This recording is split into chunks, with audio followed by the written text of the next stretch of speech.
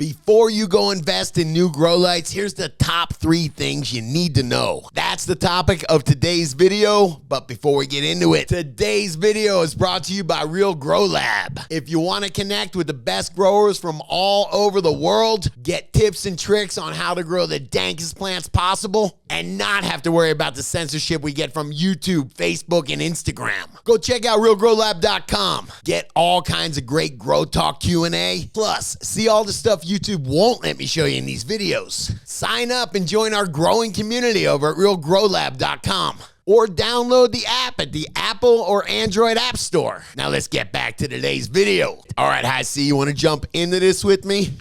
Kind of. Come on, this is lights. These are sexy, man. I know, but it's also science, and science bums me out. You know what? I think we can make it easy. Okay, let's jump into it then. Yes. All right.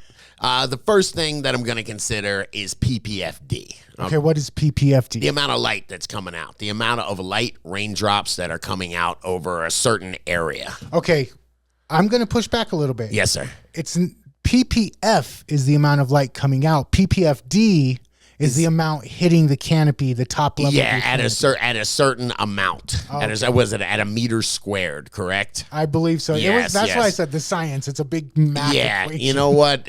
All I know is that I have a PPFD meter here. Buy one of these for $80. You can use a Photon app on your phone, and you measure it at your canopy. You can put your light up. Usually the light manufacturers will have a designated height that they want you to have over canopy, and it is different.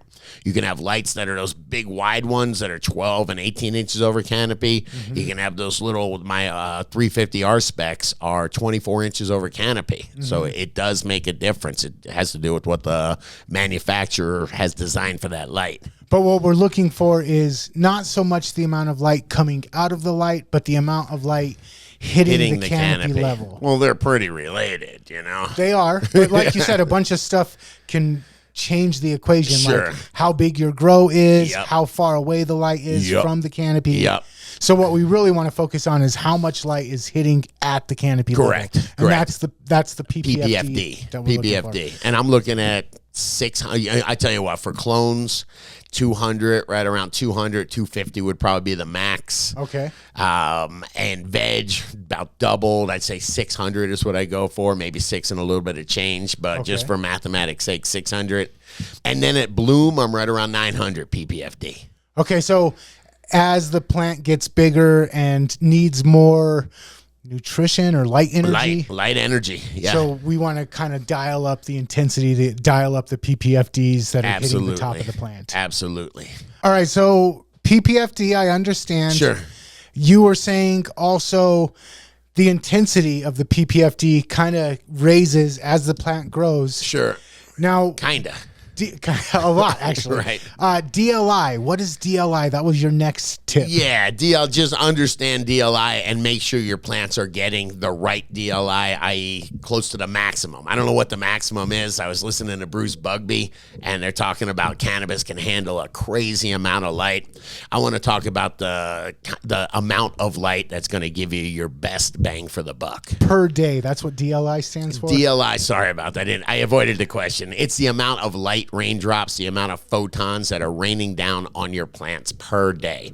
So if you have, it's some kind of complicated formula with lots of math in it. Just go find a DLI calculator. You put in your PPFD, you put in the number of hours, and it gives you your DLI. Okay, so the way that I understand it, the amount of hours of light that your plant is going to get during seed or clone stage is the same amount of light or hours of light that you're going to give them during veg. I can do the math really easy. Okay. If we're at veg and we're at 600 PPFD at 18 hours a day, I think the DLI is right around 38, 40, somewhere around there. I just know that in my head.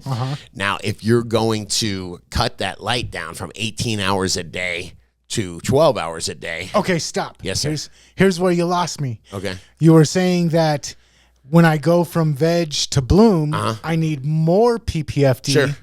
But then I just cut the amount of hours of PPFD. So that seems counterintuitive to me. What am I not catching here? You've cut the amount of hours of light by a third. So you've had the same amount of intensity, but a third less time. That's going to deliver a third less raindrops. But I'm looking for more because you said in bloom, I need more PPFD. You really need to match. You just lowered it 30%. So the idea now is to step it up a little bit. If you do it all at once, you'll burn the hell out of your plants. But to step it up to get that additional 30%. So if you went down at 600 ppfd and went down from 18 hours of light to 12 hours of light, you just gave it a third less light. So theoretically, you'd have it give it a third more ppfd. And I do that by stepping up the intensity? Yes. So you're at 600 on day one ppfd. You're right to 625, a couple days later to 650. You got to do it really slow. I burnt the heck out of my plants doing it too fast, but maybe 25 every couple days or something like that. So within a few weeks, you're up 300 ppfd. You're up to 900 ppfd. You're at the same amount of light raindrops. It's raining the same amount as when it was in veg. Okay, so to compensate for the less hours, I need to slowly work up the light intensity to get back to that same PPFD. Yes, and that's the DLI I keep on going back to, the total amount of raindrops. You have to get close to that. I won't say maximum. The sun in the summer, I think, is in the low 60s DLI. So I'm in the 40s, I would say, or low 40s. So I could bump it up. There is a diminishing returns. So for me, I don't need those crazy harvests. I still have buckets of last harvest. So I'd rather save a little bit on my electric bill and get a little bit less output. Okay, so what are you shooting for when you cut back your hours and you're trying to get back to what? For me, it's 600 ppfd in veg, then 900 ppfd in bloom. People will say I've seen Dr. Bugby was talking about it can go up to 2,000 ppfd. You hardly get any more for it. I think the sweet spot without CO2 is right around 800. And don't forget, as you raise your lights, all that light energy, there's a lot of heat that goes with it. So now you have to run your air conditioner and all that kind of stuff. There's a lot of expense to it. So aiming for that 800, 900 mark is kind of where you want to be at. That's where I want to be at. I used to have light envy at people that were at 1,200 ppfd. Just not for me, man. I'm happy with 600 and 900. I'm getting great results. All right, my last question is actually the opposite of a lighting question. It's a darkness question. Yes. I've heard about like light leaks in tents. I've heard about people opening up to show their grow off in the middle of their dark period. And you're saying that's guilty. You're saying that's a big no-no. That's a big no-no. I, again, got a shout out to Dr. Bruce Bugby. I've been geeking out on some of his content. Excellent. And yeah, plants, it turns out plants are sensitive to light when you wake them up. Cannabis is one of the most sensitive. Okay. And there was this bro science saying they don't see green light. It doesn't help them photosynthesize, but they do see it. Okay, so I'm thinking when I wake up in the middle of the night and I go to the restroom and I flip on the light switch and all of a sudden my body is like, oh, sunlight, it's time to wake back up again. And then it's hard for me to get back to sleep. Yes. Same thing with plants? Yeah, it tricks them. It takes them out of their sleeping state and now they have to get back into it. Okay. And what does that do? What does that result? For me, it results in the next morning I'm sluggish. Right. And I don't want to get up and go right away. What about for plants? Man, they move all sorts of nutrients around. As much research, I'm not a botanist, that I try to do regarding what plants do at night. There doesn't seem to be a bunch of simple information. Supposedly they move nutrients around. There are metabolic functions that they do only at night.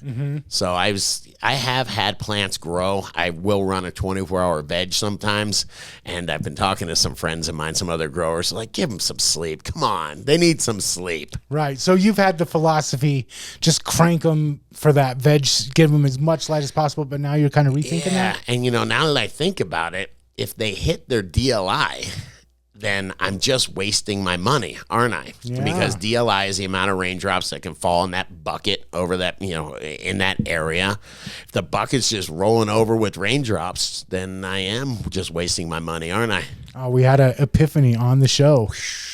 But those are my 3 tips for getting the most out of your grow light. But what about you? What's one thing you think every grower should know before buying a new grow light? Let me know in the comments. And if you like this video, please smash that like button, hit that subscribe button, and check out the other couple videos YouTube's recommended. I think you'll like them.